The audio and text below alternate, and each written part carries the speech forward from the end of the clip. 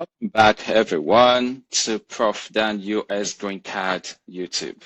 Now, today we are analyzing the freshly released August 2025 Visa Bulletin, and I will be comparing it with that of July's bulletin, focusing specifically on employment-based categories EB1, EB2, EB3, and their implications for petitioners, for you applicants. We have some interesting developments for this month of August 2025. Every employment-based applicant needs to really understand. Important announcement before I move on is that for all employment-based preference categories, you must use the final action date chart in the Department of State Visa Bulletin for August 2025. For those of you who are aware that this is really crucial because USCR has made the confirmation of which of the charts to use. And so for August 2025, employment-based applicants must use the final action date, not the date for filing. That also has its implication. And this continues the restrictive approach we've seen for some months now. To start with the final action date analysis, July versus the August Visa Bulletin. Let's see the EB1 first preference category. These are priority workers. We see that in the July 2025, it's been current for the past month. In August, the next Visa Bulletin, it is still current. There is no change. EB1 remains current for all chargeability areas except for those listed. And this continues to be the best category for applicants from most countries, offering immediate filing eligibility for those who qualify. Let's take a look at EB2, the second preference. This is the major side to this Visa Bulletin for this month of August 2020. The EB2 second preference category, advanced degrees or exceptional ability. In the July 2025, the priority date is 15 October 2023. In the next Visa Bulletin, which is August 2025, it is now 1st September 2023. That is a clear retrogression of approximately 6 weeks. And this is really significant. We can conclude that EB2 has retrogressed by about 6 weeks, moving backward from October 15, 2023, as was the case in the July 20 Visa Bulletin, to September 1st, 2023, as is the case for the August Visa Bulletin. And this really means applicants, petitioners with priority dates between these dates who were probably eligible to file in July are no longer eligible in August. We're going to look at what are the implications of all this. But before then, let's take a look at that of the EB3 category. In the July and the August Visa Bulletin, there are no changes. It remains at 1st April 2023. So EB3, we can say, shows stability for the August 2025 Visa Bulletin with no movement. However, while there is no advancement, at least there is no retrogression either for the EB3 category. Let's briefly take a look at dates for filing analysis for the July versus the August Visa Bulletin.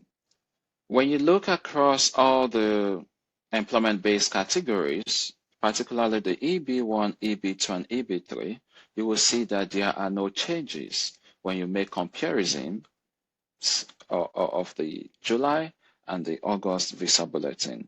So the date for filing chart remains completely static across all these categories.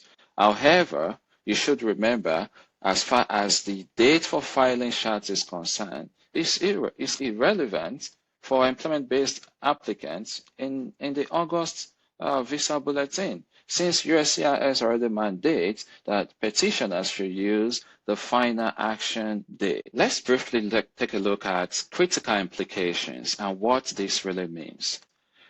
Who is affected? As far as the August Visa Bulletin is concerned, applicants with priority dates between September 1, 2023 and October 15, 2023 are affected more. And practically, this means that if you file, let's say, your Form I-140 in July with a priority date in this window, your case remains valid. However, for new applicants with priority dates in this range cannot file in August. This simply creates temporary filing gap for recent EB2 applicants. This retrogression is particularly frustrating for EB2 applicants who were planning to file in August. If your priority date falls again between the September 1st and October 15, 2023, you will need to wait for future advancements. And this is where we do say that ensure you are ready to file. You have an approved petition. Ensure you prepare to file while you keep checking your priority dates to be current. You want to make sure you keep your profile up to date, your documents that you need to fill out, and your medicals. Try to be prepared and make sure everything is intact.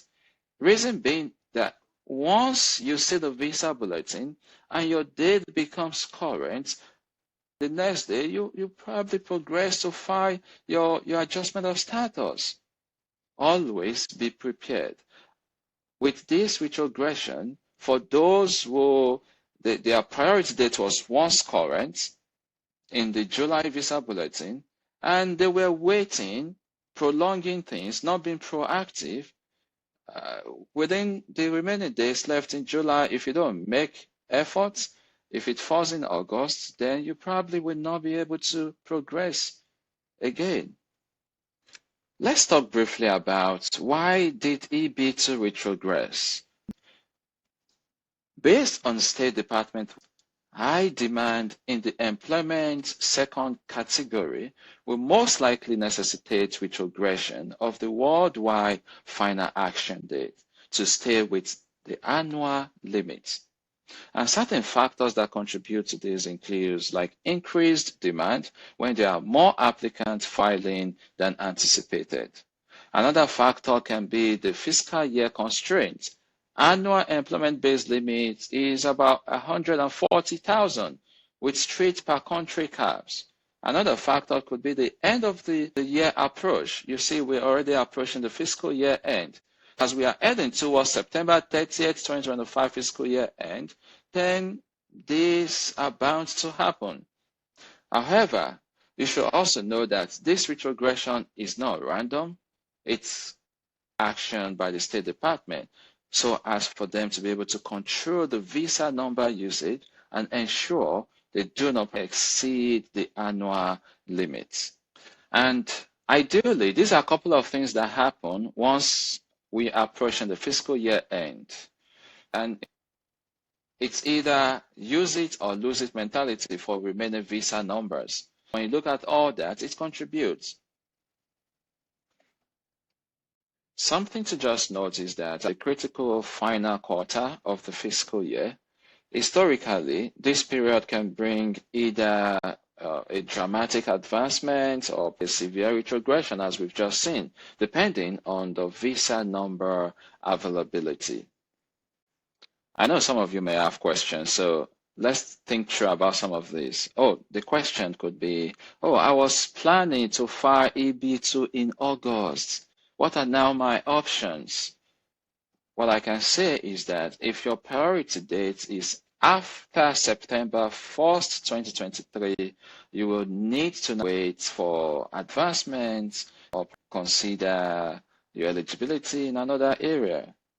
Another question is, will EB2 date advance in September? This is not going to be the concern in the next Visa Bulletin, which will be in September. My answer would be, this is unknown. You can't really predict this. It all depends on visa demand and availability. You as the petitioner ensure you keep monitoring the monthly bulletins closely. Go to another category, EB3 or EB1. It all depends. It depends on your qualifications. It depends on your positioning. It depends on your expertise. Your perhaps your priority date. If you, well, I can give this other category try. I can try this category, but ensure you have all it takes for you to try another category. The last but not the least, why does USCIS keep using final action date instead of date for filing for the past months? Again, this simply reflects increased visa demand and USCIS conservative approach to managing case volume.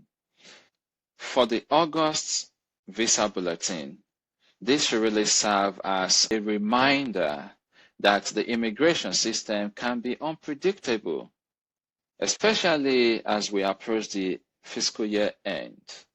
For the EB2 retrogression, I know that it affects many applicants, but you should also remember that retrogression is often followed by advancements in subsequent months. We should also be expecting in subsequent months a big advancement, just we experienced in a few months ago. Please stay informed, keep your documents ready, and do not hesitate to explore all available options and reach out if need be.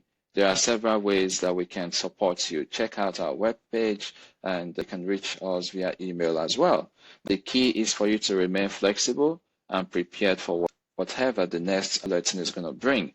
Thank you for watching, and I will see you all again in the next month for the September